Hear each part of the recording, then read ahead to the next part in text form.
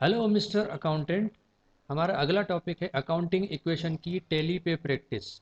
तो आइए टैली पे अकाउंटिंग इक्वेशन की प्रैक्टिस करते हैं। ये फॉर्मेट है आपके सामने, अकाउंटिंग इक्वेशन फॉर्मेट, जहाँ एंट्रियाँ तो जर्नल है लेकिन फॉर्मेट जो है अकाउंटिंग इक्वेशन है। ये एंट्री जर्नल के रूप में ही हमें करना है, लेकिन उसका इफेक्ट भी समझना है कि असेट लायबिलिटी पे उसका इफेक्ट क्या आएगा। डिक्रीज, असेट डिक्रीज होंगे या इंक्रीज होंगे, इस तरीके से लायबिलिटी भी इंक्रीज होगी या डिक्रीज होगी। तो यही इफेक्ट और यही अप्रोच जो है हमें अकाउंटेंट बनाती है और ऑपरेटर से हमको अलग रखती है। तो आइए प्रैक्टिस करें और देखें कि इसका इफेक्ट कैसा आता है। तो पहली एंट्री है cash account debit to capital.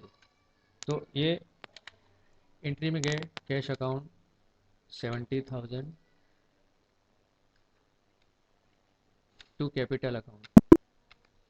अब इसका इफेक्ट आप टेली का सेम वर्जन दो बार खोलना है। सेकंड वर्जन में जाके आप बैलेंस शीट खोलेंगे तो इस तरीके से आपको इसका इफेक्ट दिखेगा। लाइबिलिटी साइड कैपिटल अकाउंट 70,000 और asset side cash in hand 70,000। इस तरीके से आपकी बैलेंस शीट टेली है। अब एंट्री नंबर 2 में आइए। दूसरी एंट्री है परचेस गुड्स ऑन क्रेडिट। तो इसकी जनरल एंट्री होगी purchase account debit to creditor account.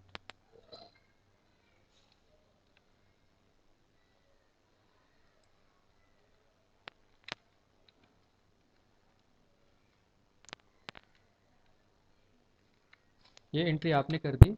अब यहाँ पर सबसे पहले हम गैस करना है कि यहाँ एंट्री क्या होगी, इफेक्ट। अभी इसका इमीडिएट इफेक्ट आपको नहीं दिखेगा, लेकिन पहले हमको गैस करना है। सही अप्रोच है कि हम पहले समझ रहे हैं कि नहीं समझ रहे हैं। तो परचेस अकाउंट का एसेट में क्या इफेक्ट आएगा और लाइबिलिटी में क्या इफेक्ट आएगा।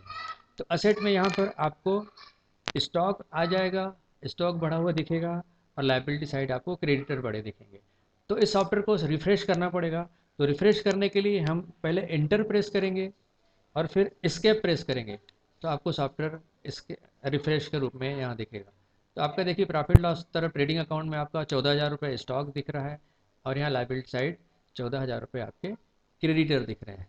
आपकी बैलेंस शीट फिर से 84,000 पे टेली है। आइए अगली एंट्री की तरफ बढ़ते हैं। एंट्री नंबर 3 है drawing account debit to cash account. तो ये ड्राइंग अकाउंट और आपका अमाउंट है 1700।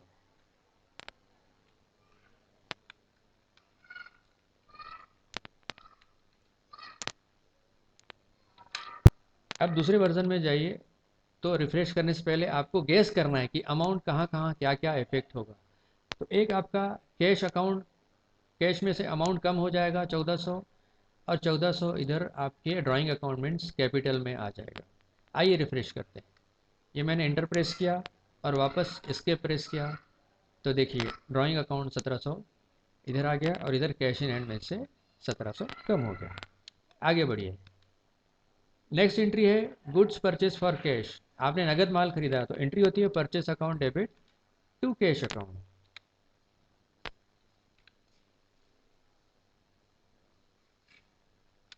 ये परचेस अकाउंट 10,000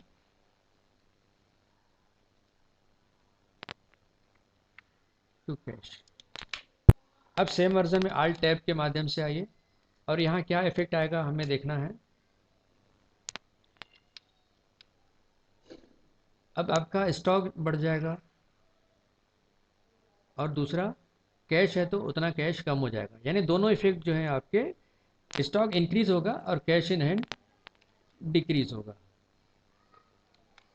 तो आपका स्टॉक हो जाएगा 24,000 रुपये 10,000 से, और ये हो जाएगा 58,300। ये मैंने रिफ्रेश करने के लिए एंटर किया, और ये मैंने एस्केप दबाया। तो देखिए आपका यहाँ पर इफेक्ट दिख रहा है। आइए अगली एंट्री की ओर चलें। अब है पेड वेजेस। वेजेस आपने पेमेंट किया 300 रुपये। तो आइए एंट्री करें वेजेस अकाउंट डेबिट। तो चूंकि उधारी माल आपने सेल किया है, तो एक तो स्टॉक डिक्रीज होगा, और दूसरा सन्ड्री डेबिटर्स इंक्रीज हो जाएंगे। दोनों इफेक्ट जो हैं आपके असेट साइड आएंगे। तो ये अमाउंट 15,000 है, तो यहाँ आपके स्टॉक जो 15,000 से डिक्रीज हो जाएगा, और आपका सन्ड्री डेबिटर इंक्रीज हो जाएगा। तो यहाँ 14,300 आपका प्रॉफिट लॉस अकाउंट में बैलेंस दिखेगा और यहाँ सन्डी डेब्टर के रूप में आपको 15,000 फिर से प्राप्त होंगे। टोटल आपका असेट साइड 72,300 ही रहेगा। स्टॉक डिक्रीज होके उतने डेबिटर इंक्रीज हो जाएंगे। तो ये मैंने एंटर किया रिफ्रेश करने के लिए, ये स्केप किया, तो देखिए आपके सामने पिक्चर क्लियर है। आइए आगे बढ़ते हैं। अब क्रेडिट पे माल सेल कर रहे हैं 15,000 रुपये का,